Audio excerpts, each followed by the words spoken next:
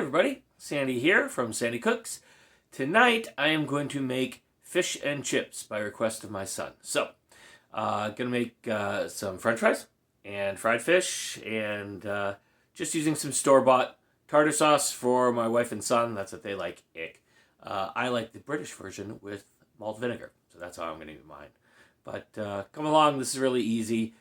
You've seen me make tempura batter before. I'm gonna use it again. So we're just frying some french fries and cooking fish with a tempura batter. Super easy. You should understand how to do the tempura batter now. So hopefully you'll be able to follow along. Come along with me. Okay, so I've got my mandolin here. I have washed this potato. You can peel it if you can peel your potato if you want. I'm gonna do mine with the skin on. And as I showed you before, I spray my mandolin with a little bit of vegetable oil spray. It helps everything slide smoother.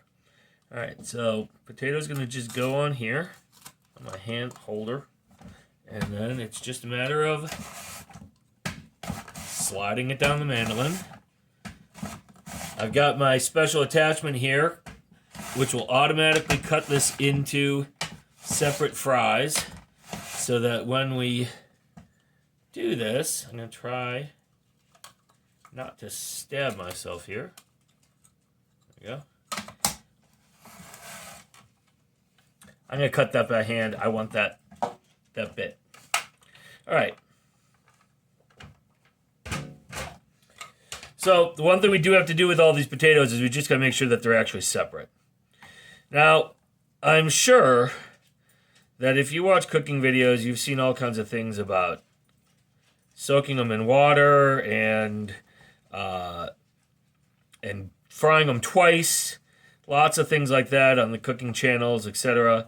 I'm going to tell you something a little sad here, is that my wife and son like their fries not crispy. They like them a little mushy. So I'm not going to go through all those things, because if you do a single fry on them in 350-degree oil, you'll get fries that start out crispy, but if you let them sit for a few minutes, they will be less crispy.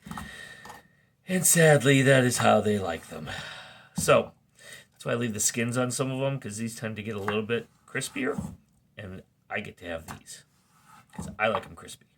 Or I could just run them, a subset of them through a second time, but honestly, I'm not particularly worried about it. All right, so one more thing here is that we're gonna do our French fries first. That's important. We do them before the fish because we're gonna use the same oil, and we don't want our French fries tasting fishy. We want our fish to taste like fish. We do not want our French fries to taste like fish. So we're gonna do those first, and then do the cod. And but I will cut that and show you that. Okay, so here is some cod that I just got at the store today. Nice and fresh, doesn't stink. And all we're gonna do here, you can see that there's a separation, a natural separation down the middle. We're just gonna cut down that. Okay, there you go. And now we want manageable size pieces. So I think this one cut in 2 pieces is good. This one, I'm gonna go 3, I think. Go. I got this other fillet. Same thing on this one. Right down the middle.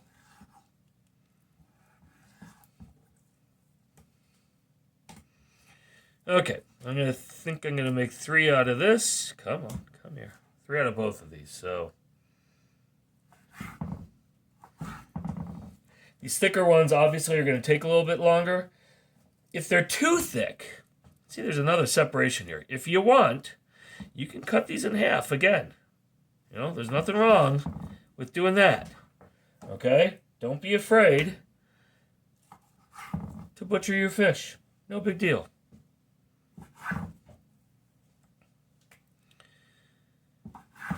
Okay, that's our fish. And the last thing that we're going to do is make our tempura batter. All right, very simple here. I showed you guys this before.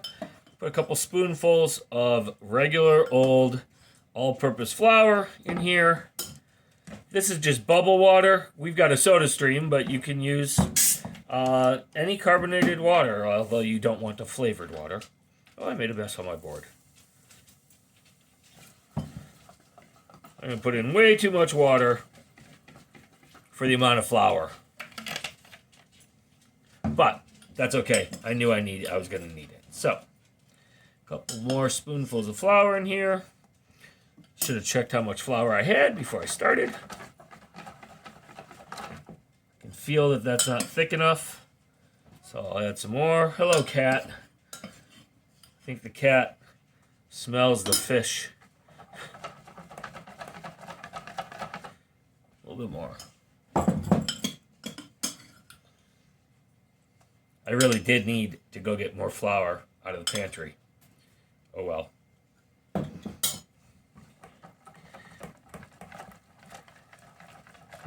Still a little bit more.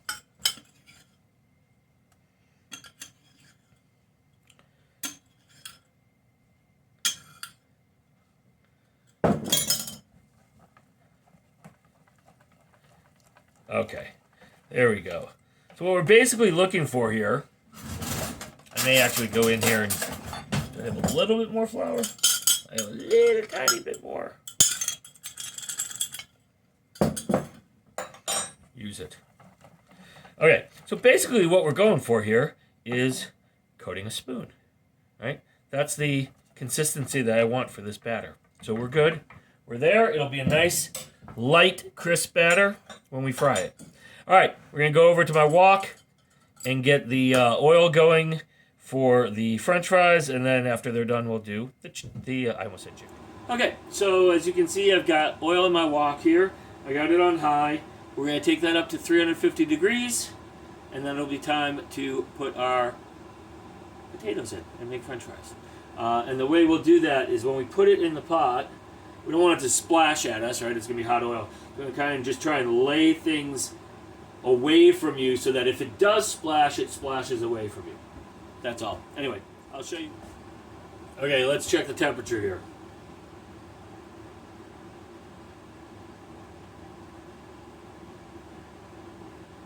Okay, we are either right there or even going past. So, don't have to put in a lot at once.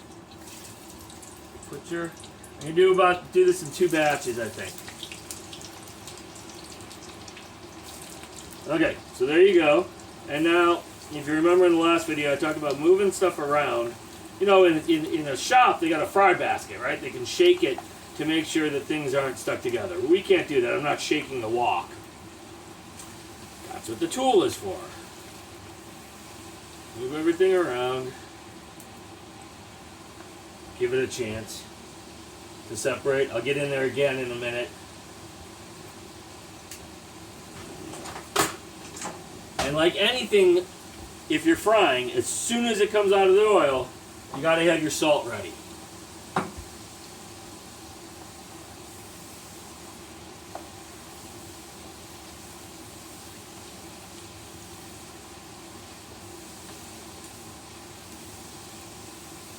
So I'm doing 1 large brown potato for 3 people. We have a lot of fish too, so that should be plenty for us.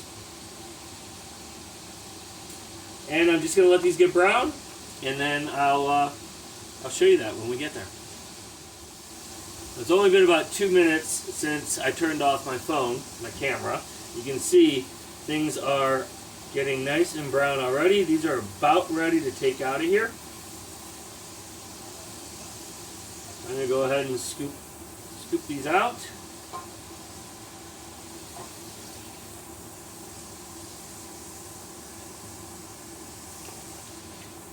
There may be a better way to do this. I'm not sure.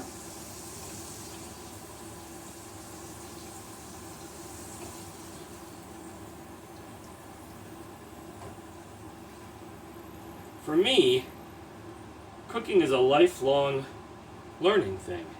I'm constantly learning stuff, new techniques and stuff from watching other people cook or just experimenting and trying stuff. Give those a shake, we'll shake around. Alright, I'm going to put the rest of these in. And then... Uh-oh. It's another way you can do it. I do it in the wok. You can just kind of let them slide down the side too. That's a safer way to do it as well. And now I got to go after my dropped fries here.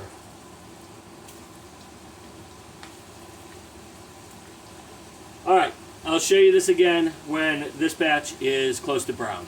A few people have asked me what oil I use when I'm doing frying. I use canola oil. It's one of the oils that is much less bad for you than other oils, potentially. Plus, one of my wife's cousins has a peanut allergy. We also know some other people with peanut allergies. So a lot of people cook with peanut oil, but I don't. I use canola, and this can also go down the drain when you're done with it. So, very convenient.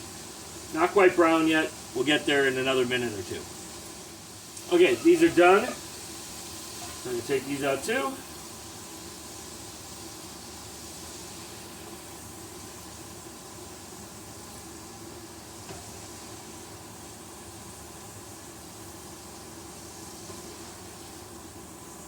By the way, you can get fancy with this stuff if you want. You could make,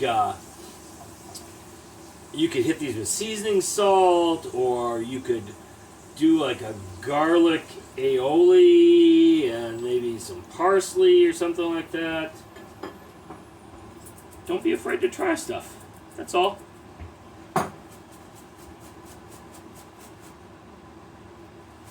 Alright, fries are done. I got my fish right here. It's in our batter. Just going to make sure that everything's got batter on it before we put it in.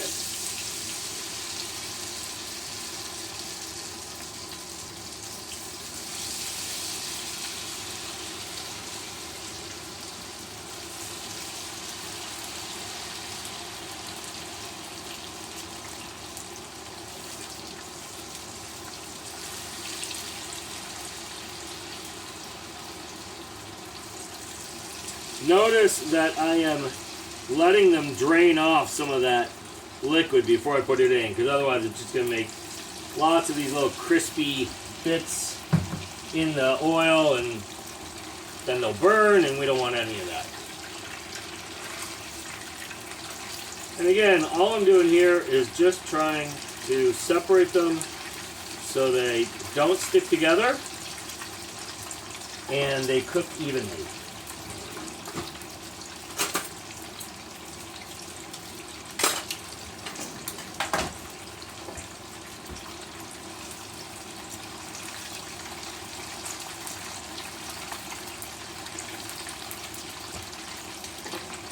Alright, I'll be back in a couple minutes when these are a little bit further along.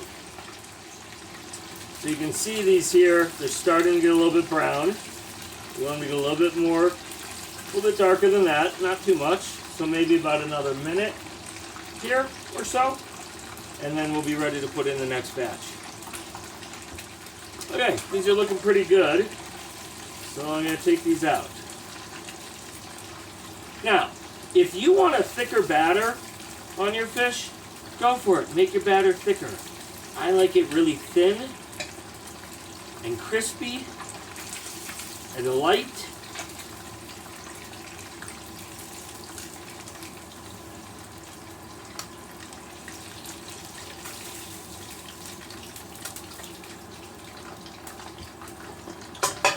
Hit it with salt.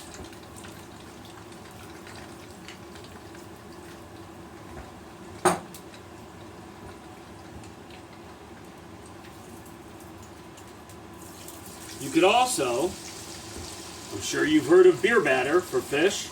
Instead of using bubble water, you can use a beer. My wife happens to be allergic to beer. I'm not using beer.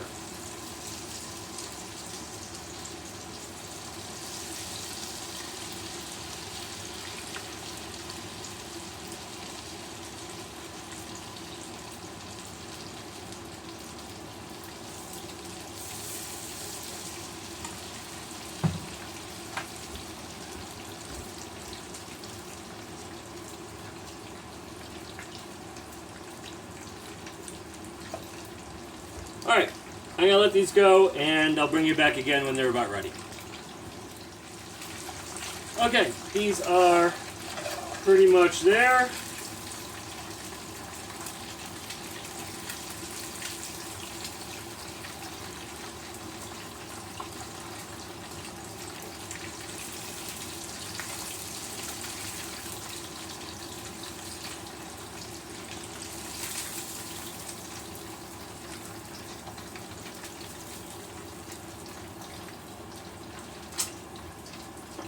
Alright. Hit those with salt. Notice I'm using regular old iodized salt here instead of kosher salt because kosher salt pieces are too big and thick, in my opinion, for this particular usage. Alright, last batch going in. Whew, that is putting out a lot of heat. Oh, just the two.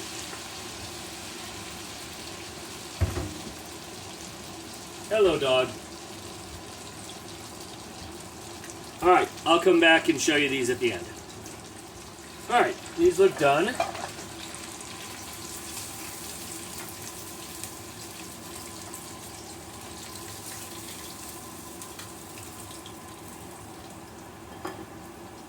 Turn my heat off. Put in the salt.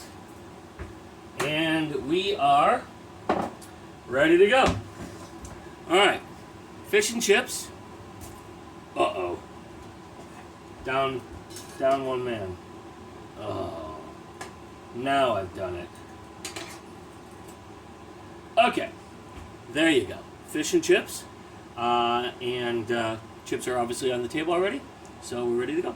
I hope you enjoy these. Dinner!